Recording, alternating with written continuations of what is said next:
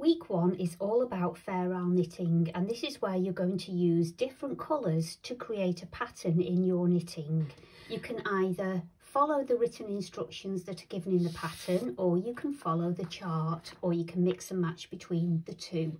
So I'm just going to give you a few little tips on how to read the chart.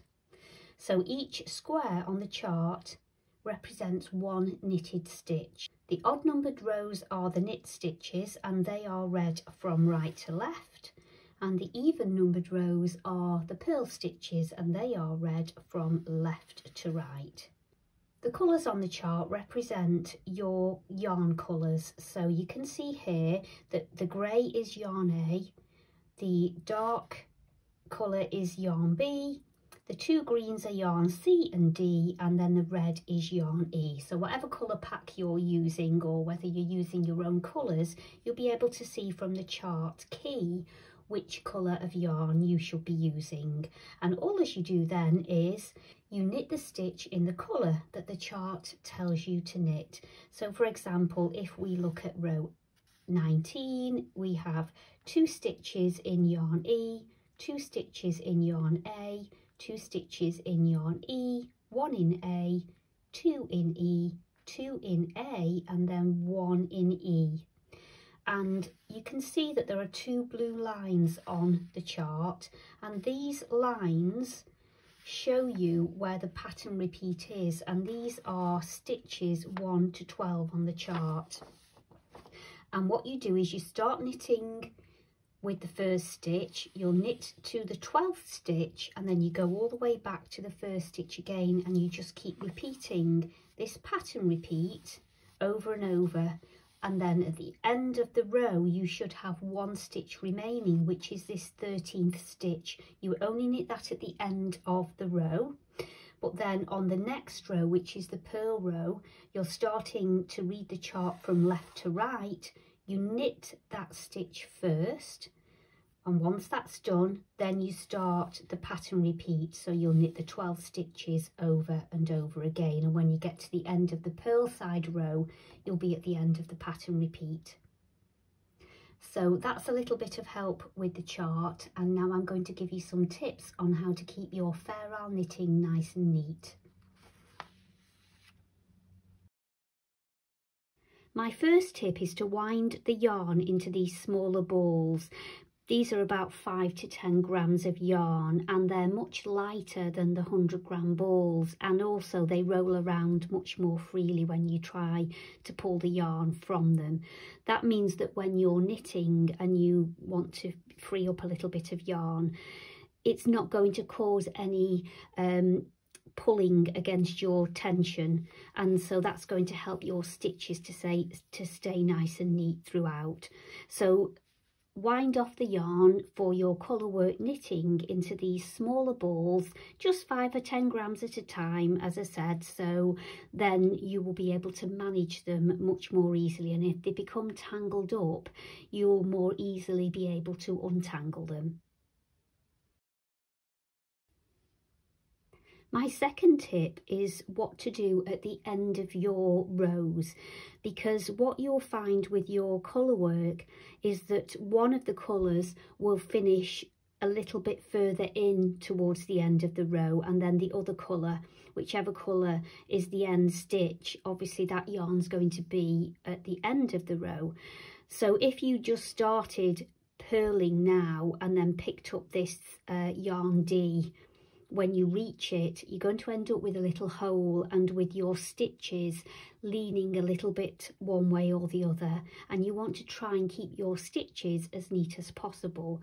So what I tend to do is the yarn that's midway along the row, or near towards the end of the row, pass it over the top of the yarn that is at the end, so over the top like that.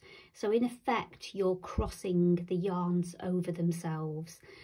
Grab hold of it, and then, so can you see what I'm doing? I'm just holding it on the other side. I'm just keeping it out of the way really, so that when I start purling on the next row, where I've crossed the yarn it's trapped now in this end stitch. Can you see there? And then I can just bring it forward and I can continue now with my colour work according to the chart.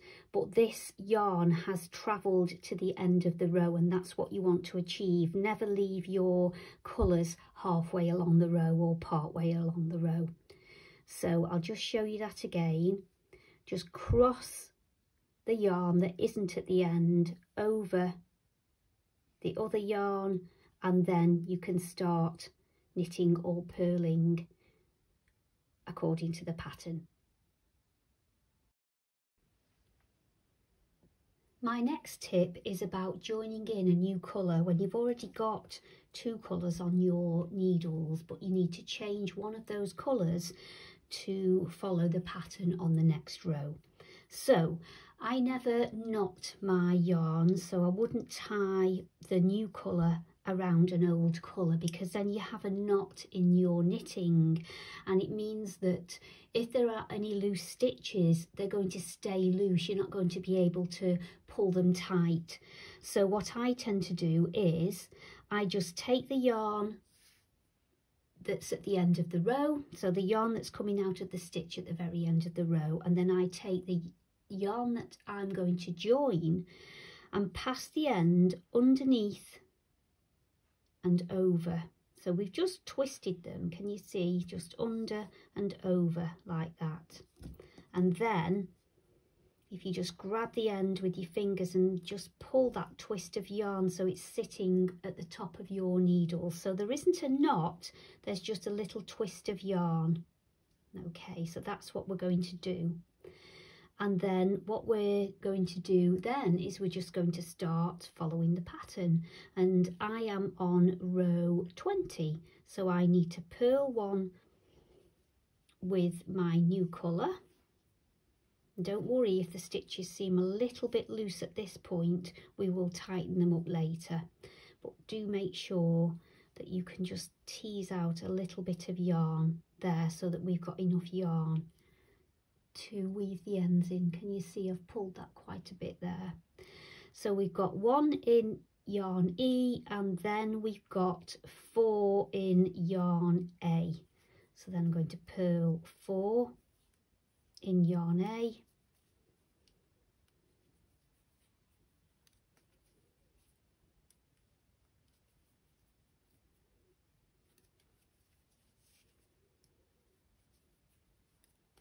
and now we have got to do 3 in yarn E. So just give it a tug now. So can you see you can tighten that end stitch up, so don't worry too much if at the beginning it's a little bit loose. Now we have 2 colours here, and yarn A, which is the grey, is my background colour. So whatever your background or your main colour is, you want to feed that in from the top all the time. So it always should be the yarn that's at the top, so that when you knit the next stitch in the contrast colour, that comes underneath yarn A. Can you see it's sitting on the top there? And if you can do that throughout your work, you will always have your ferrule looking nice and even on the right side. So we've got 3 stitches there in yarn A, we drop that, we pick up 3 stitches in yarn E, we pick up yarn A and we let yarn E drop. Again, we're coming in from the top with yarn A. Can you see I'm over the top of yarn E? So we've got 1, 2, 3, 4 in yarn A, and then we've just got 1 in yarn E. So again, can you see I'm coming underneath yarn A? I'm going to let that drop, pick up yarn A and go back to 4 in A. Split there, that one, sorry. 4 in yarn A, and then 3 in yarn E. And what I'm also doing, I'm spreading my stitches out a little bit on my needles. I know you're going to have a lot more stitches, I've just got a sample here.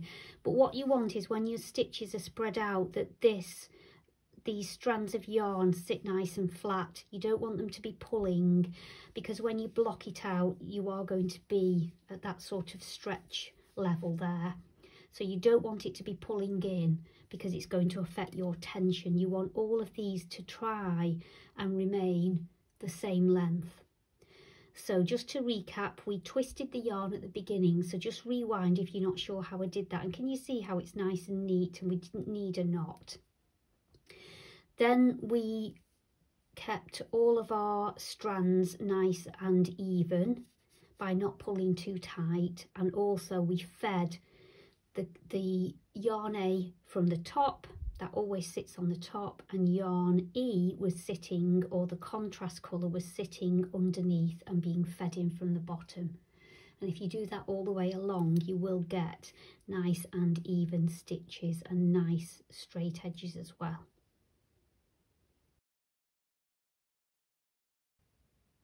And now we are on the knit row. I'm going to show you again what to do with those end stitches and with that yarn to make sure that it gets right to the end of the row. So we have yarn A is the second stitch and yarn E is the end stitch.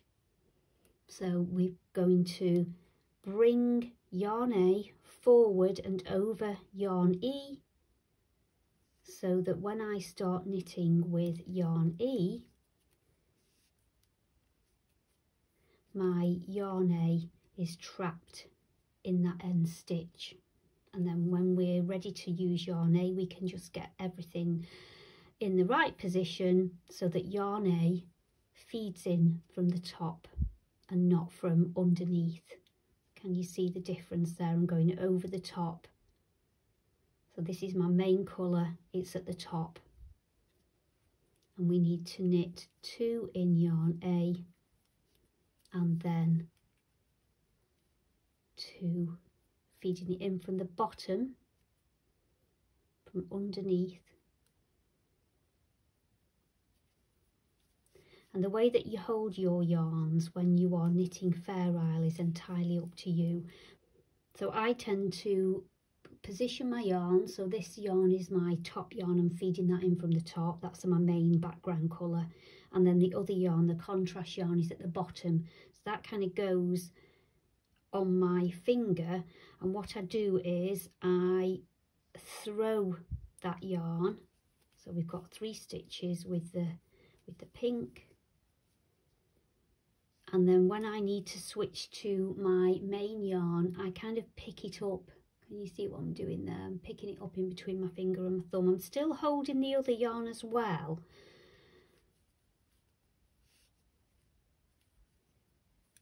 at the same time, but I'm not using it. So I throw the bottom yarn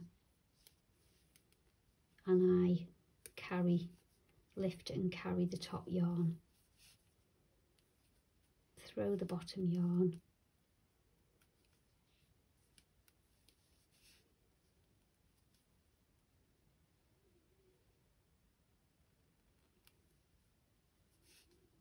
Like that, all the way along.